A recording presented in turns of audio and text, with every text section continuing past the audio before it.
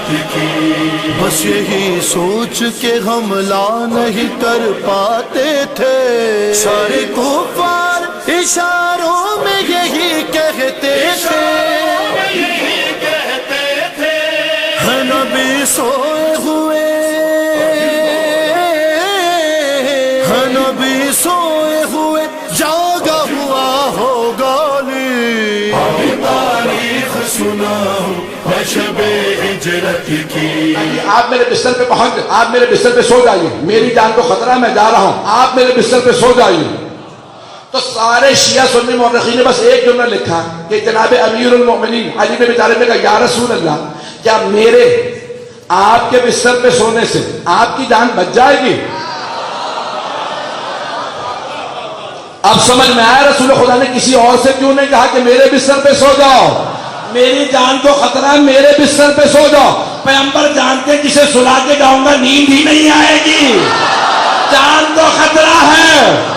اب جناب امیر نے یہ نہیں کہا میرا کیا بنے گا یا رسول اللہ، یہ نہیں کہا کہ میرا کیا بنے گا، بس ایک سوال کیا۔ سب شیعہ سنی علماء نے یہی لکھا یا رسول اللہ میرے آپ کے بستر پہ سونے سے آپ کی جان بچ جائے گی؟ کہا یا علی میری جان بچ جائے گی۔ تو علماء اہل سنت و شیعہ سب کہتے ہیں تاریخ اسلام میں پہلا سجدہ شکر شب ہجرت بیعت رسالت میں علی ابن ابی طالب بجا لائے، فوراً سجدے میں گرے، کہا پروردگارہ تیرا شکر ہے تو نے مجھے اس لائق بنایا، میں تیرے رسول کی جان بچا رہا۔ تو جناب امیر نے کہا یا رسول اللہ کیا میرے آپ کے بستر پہ سونے سے آپ کی جان بچ جائے گی؟ پیغمبر نے فرمایا ہاں یا علی آپ میرے بستر پہ سو جائیں گے تو میری جان بچ جائے گی۔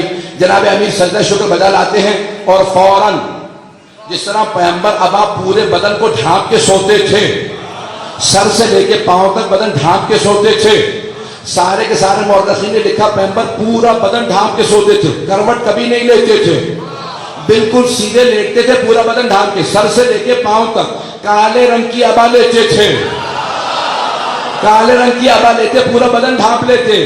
اب نہ کہنا شیعو تم کالا لباس پہنتے ہو، کالا لباس بدعت نہیں سنت ہے۔ پہنچتے رہیں گے چلے گا۔ تو پیغمبر نے یہ لکھا کہ پورا بدن ڈھانپ کے سوتے تھے، سر سے لے کے پاؤں تک پورا بدن ڈھانپ کے سوتے، اور پھر بھی جب بھی کوئی گزرتا تو صرف دیکھ کے اشارہ کر کے کہہ دیتا تھا، جب سب کے سب صحابہ موجود ہوتے نا تو سب دیکھ کے کہتے یہ رسول خدا سو رہے ہیں، میں نے اسے اشارہ کیا تھا، سب دیکھ کے کہتے یہ رسول خدا سو رہے ہیں۔ کہا کیسے پتا؟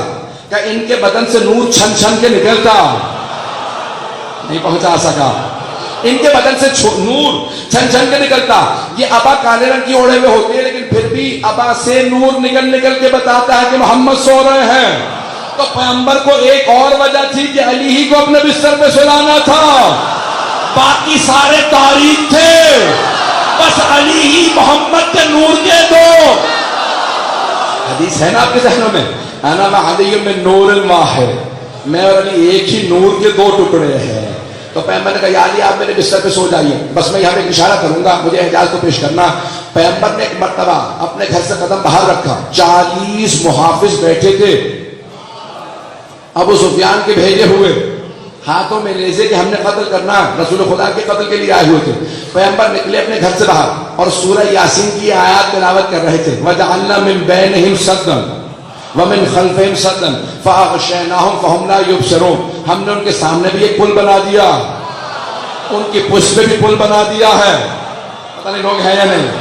وَجَعَلْنَا مِن بَيْنِهِمْ سَدًّا فَأَغْشَيْنَاهُمْ فَهُمْ لَا يُبْصِرُونَ، اور ہم نے ان کی آنکھوں کو اندھا کر دیا، انہیں کچھ نظر نہیں آتا۔ پیغمبر سے کہا بس یہ آیت پڑھیں، خاک اڑا دیجئے اور آپ گزر جائیں گے۔ عزیزان گرامی، تمام کے تمام علماء کہتے ہیں جب بھی آپ کسی مشکل میں ہو اس آیت کی تلاوت کیجئے، قرآن زندہ معجزہ ہے، اس زمانے میں بھی اس زمانے میں بھی آج بھی کام آئے گی۔ تو آیت نمبر 9 ہے سورہ یاسین کی، قرآن کا زندہ معجزہ۔ عزیزان گرامی، پیغمبر شب ہجرت گزر گئے، جناب امیر پیغمبر کے بستر پہ سو رہے ہیں۔ واقعے کو مکمل کر دوں، پیغمبر ایک مرتبہ نکلے، راستے کے اندر آپ کو معلوم ہے کہ کیا کچھ ہوا، یہاں جناب امیر بستر رسالت پہ سو رہے ہیں۔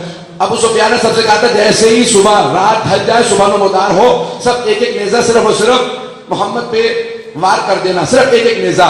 ایک مرتبہ ایک نے کہا سب آہستہ آہستہ اندر آ جاؤ، سارے کے سارے رسول خدا کے گھر میں داخل ہوئے۔ ایک مرتبہ ایک نے کہا میں چادر کھینچوں گا، سب کے سب نیزے مار دینا۔ اگر کوئی سن رہا ہو کہ یہاں اتنے لوگ موجود ہیں بڑے بڑوں کو خطرے میں نیند نہیں آتی، اور وہ علی جنہیں سونے کی عادت نہ ہو، 1000 رکعت کی عادت ہو. لوگ ہے یا نہیں؟ ایک آدمی نے اعتراض بھی لکھا کہ مولا 1000 رکعت پڑھتے تھے، کہا نیند نہیں آتی ہوگی تو 1000 رکعت پڑھ لیتے تھے. پتہ نہیں لوگ ہے یا نہیں؟ بغض علی بڑا سر چڑھ کے بولتا، اس نے کہا علی کو نیند نہیں آتی ہوگی اس کی ہزار رکعت نماز پڑھتے تھے، ہمارے والوں کو نیند آتی تھی سوتے رہتے تھے. تو مولا کو نیند نہیں آتی تھی تو علی نے شب ہجرت سو کے بتایا نیند آتی تھی، اور ایسی آتی تھی کہ قاتلوں کے سائے میں، نیزوں کے سائے میں صرف علی سو سکتے تھے، اور کوئی ہوتا تو ویسے ہی ہاتھ پھیلو.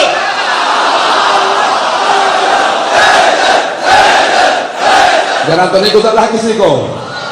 مجمع ہے میرے ساتھ؟ سارے کے سارے افراد ہیں. جناب امیر پوری رات سوتے رہے، بڑے سکون سے سوتے رہے، جیسے 1000 رکعت کی عادت ہو. وہ سب کی چیمی گوئیاں سن رہے ہیں، باتیں کر رہے ہیں لوگ، ہاتھوں میں نیزیں. ایک نے چادر کھینچی، کہا کہ نیزے چلا دو. جیسے نیزے چلنے لگے ایک نے کہا رک جاؤ، یہ محمد نہیں علی ہیں. نہیں پہنچا سکا.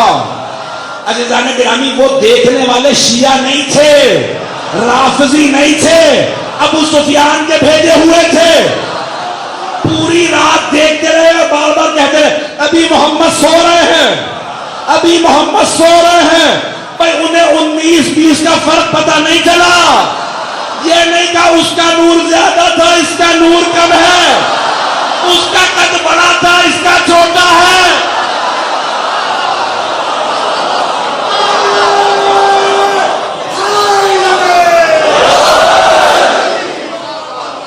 ہے جانے کیا میں پورا ہونے ذکر دے رہا ہوں آپ کی خدمت میں. وہ ابو سفیان کے بھیجے میں پوری رات دیکھتے رہے، کہتے رہے کہ محمد ابھی سو رہے ہیں. اب جیسے ہی نیزے چلنے لگے، چادر کھینچی تو ایک نے کہا رک جاؤ، یہ محمد نہیں علی ہے. ان میں سے ایک نے کہا یا علی محمد کہاں؟ میں کہتا ہوں سوائے حیدر کرار کے کوئی اتنے اطمینان سے جواب نہیں دے سکتا. ایک مرتبہ جناب امیر نے سر اٹھایا، کہا چادر واپس کرو. مولا نہتے تھے،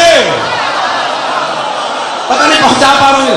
مولا نہتے تھے، نہ تلوار پاس ہے نہ نیزہ پاس ہے. ایک مرتبہ کا چادر واپس کرو، ان میں بھی ہمت نہیں تھی. میں کہتا ہوں آنکھوں ہی آنکھوں میں کہا ہوگا رہے یہ سرخ آنکھوں والا ہے، چادر دے دو. کہ چادر واپس کرو. کہ یعنی اتنا تو بتا دو محمد کہاں ہے؟ کہ کیا میرے پاس امانت رکھوا کے گئے تھے؟ جو فرما رہے ہیں ظالم، کہ میرے پاس امانت رکھوا کے گئے تھے. ایک مرتبہ ان سب کو پتا تھا یہ علی ہے. چادر دی جناب امیر دوبارہ. کیوں؟ اللہ کا حکم یہی تھا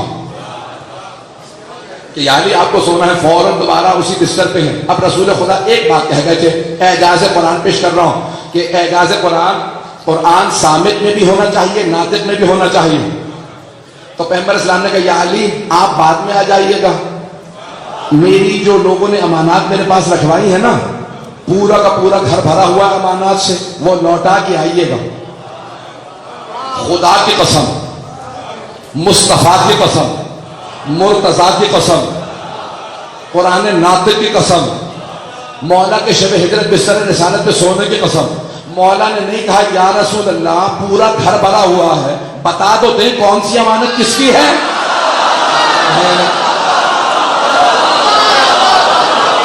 پہنچ رہے ہیں یا نہیں پہنچ رہے؟ یہ نہیں کہا کہ مجھے بتا دو یہ کون سی امانت کس کی ہے. کہا یا رسول اللہ جو امانات آپ نے لی تھی وہ امانات لوٹا دوں گا. اب شیعہ سننے کتابوں میں ایک حدیث ہے وَلَا يُؤَدِّ أَنِّي إِلَّا عَلِي، میری لی ہوئی امانات کوئی ادا نہیں کر سکتا سوائے علی کے. لِأَنَّ يَدِي وَيَدُ عَلِيٍّ فِي الْقَضَاءِ سِوَا، کیونکہ میرا اور علی کا ہاتھ عذابت میں ایک سا ہے. توجہ، جو امانت دے رہے تھے پیغمبر کے ہاتھ میں، پیغمبر کہہ رہے تھے لوٹائیے گا یا علی آپ، امانت دی پیغمبر کے ہاتھ میں. مولا نے کہا لوٹاؤں گا میں. عزیزان گرامی سارے مورخین نے جملہ لکھا کہ جیسے ہی صبح نمودار ہوئی سارے مکے والے آنے لگے. کہا سنا محمد ہجرت کر گئے؟ مولا نے کہا کہ ہماری امانتوں کا کیا ہوا؟ کہ گھر بھرا ہے. کہ اب تم ایک قطار میں کھڑے ہو جاؤ میں امانتیں لوٹاؤں گا. مولا چہرہ دیکھتے امانت لوٹا دیتے. کسی مشرک و کافر نے کہا یہ میری امانت نہیں ہے، ارے مولا چہرہ دیکھ کے جانتے ہیں. ارے جو چہرہ دیکھ کے امانت لوٹانا جانتا ہو، کیا وہ چہرہ دیکھ کے شفاعت